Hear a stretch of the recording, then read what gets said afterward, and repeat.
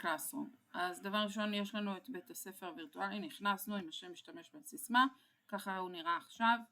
אנחנו מחפשים את הקלאסרום.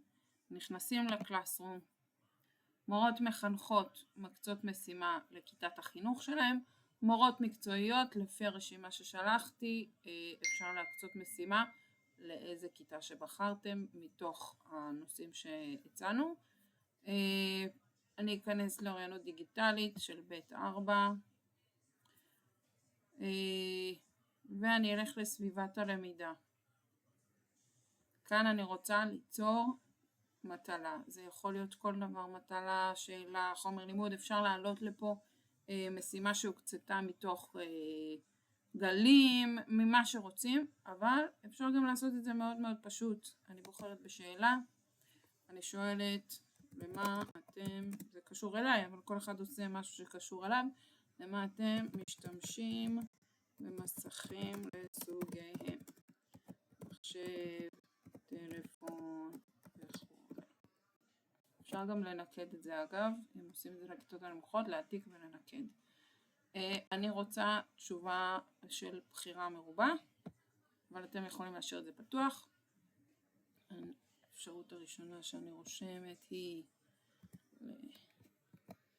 לקשר עם חברים,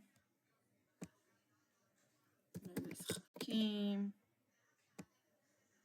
ומידע, ככה אני גם חושפת אותם לאפשרויות של מה אפשר לעשות בזה. יצירה,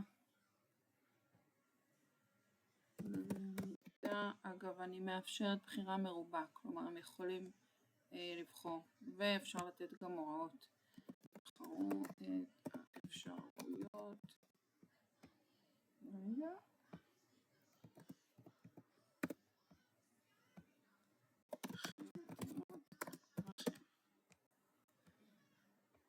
זהו, יש כאן בחירה מרובה, בעצם יכולים לבחור כמה. עכשיו אני עושה שזה יהיה ללא ציון, לא צריך להגדיר לזה נושא, אבל באופן כללי אפשר. ותאריך יעד אני עושה שאפשר לענות על השאלה עד 27 לחודש, שזה סוף התרגיל.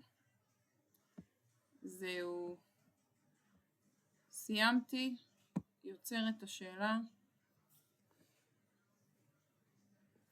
והנה יש לנו את השאלה, היא מופיעה גם בפיד שלהם, זה הדבר הראשון. ברגע שהם ייכנסו אני אראה לכם מה אתם תראו, אתם תראו את התשובות של התלמידים ומי ענה בכלל, ואתם גם תוכלו לראות את התצוגה שלהם, הם רואים את זה ככה, והם יכולים גם להגיב מעבר לתשובה, הם יכולים גם להגיב. זהו, מאוד פשוט.